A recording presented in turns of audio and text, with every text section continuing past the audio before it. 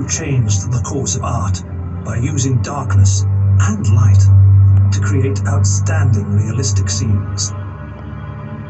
He was known for his fiery temper that often got him into trouble with the law. But one day, he went one step too far.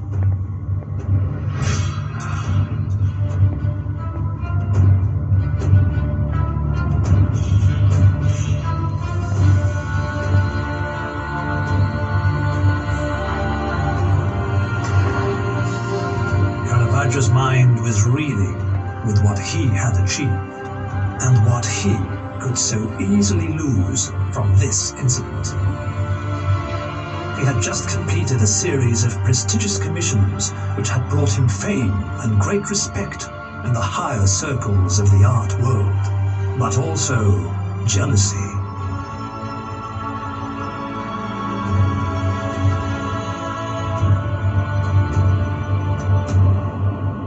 Born in Milan, the stronghold of the powerful Sforza family, for whom his father worked, allowed Caravaggio to peer into a world of wealth and opulence.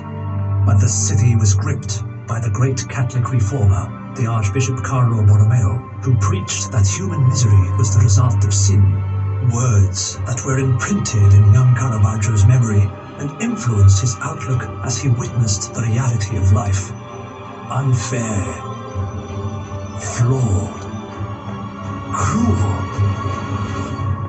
dangerous.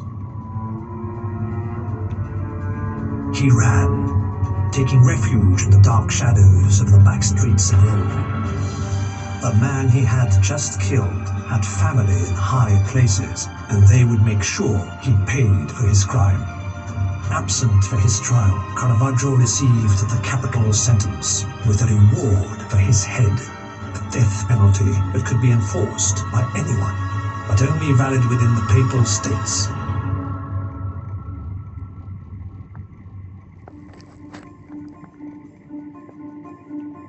Caravaggio sought refuge in Naples, producing masterpieces that elevated his fame to new heights. But his talent, his genius, belonged in Rome. A few months later, he received good news.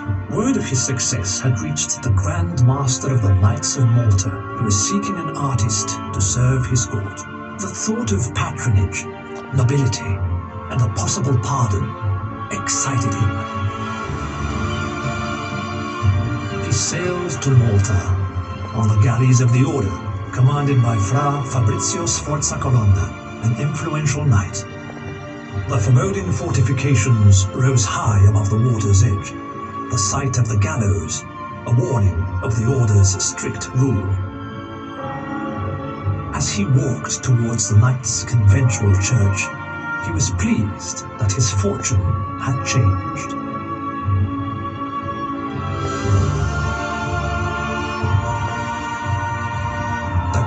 Master, Alof, the Winya Court, and other powerful, high-ranking knights were waiting for him.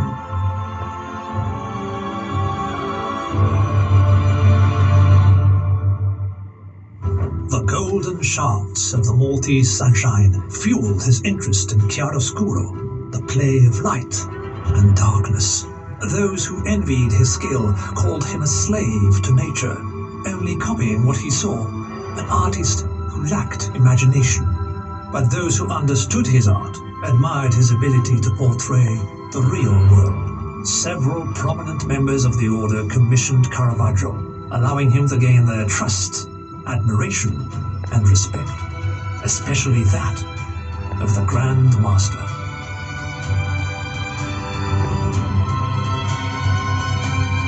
Winya Court wrote to his ambassador in Rome to request permission from the Pope to knight Caravaggio, to keep the artist within his fold.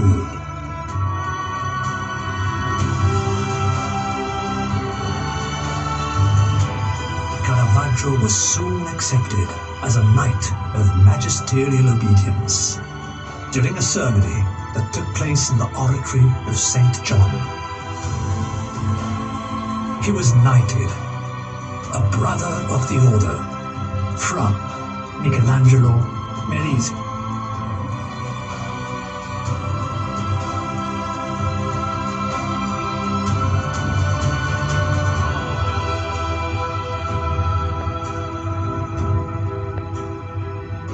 He walked through the streets with pride, his dignity restored.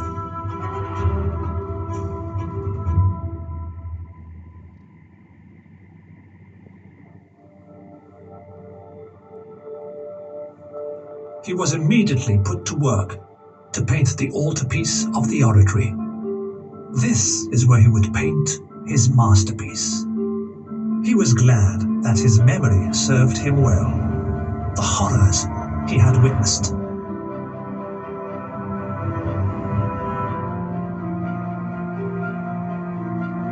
The sorrow and anguish of the common people. The faces of those who mocked him. Those he despised.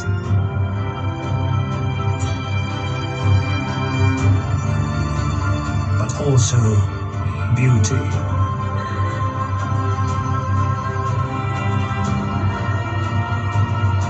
In the blood gushing from St. John's neck, he scrawled his name, Fra Michelangelo. The largest and only work he signed, the Beheading of St. John the Baptist.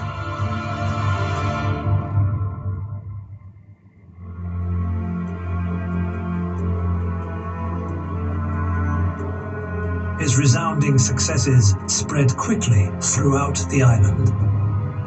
However, he had not yet won everyone's favor.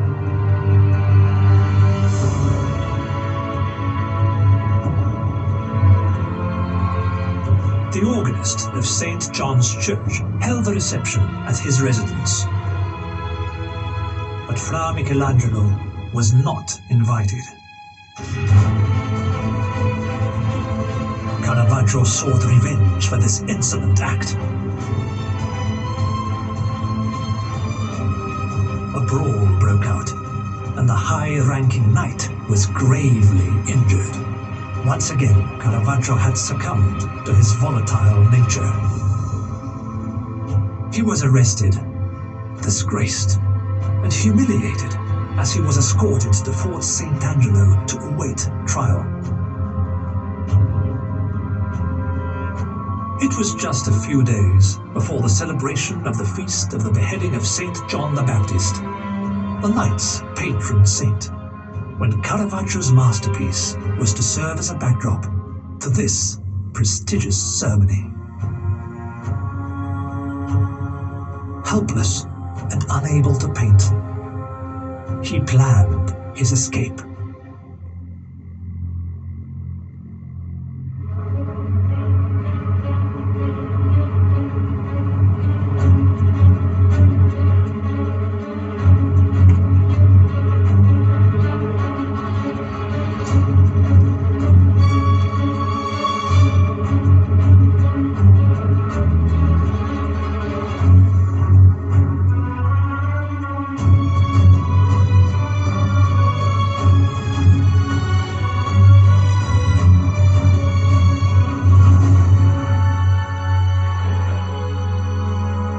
Caravaggio could not believe how his life had gone so wrong, how he was once more a fugitive.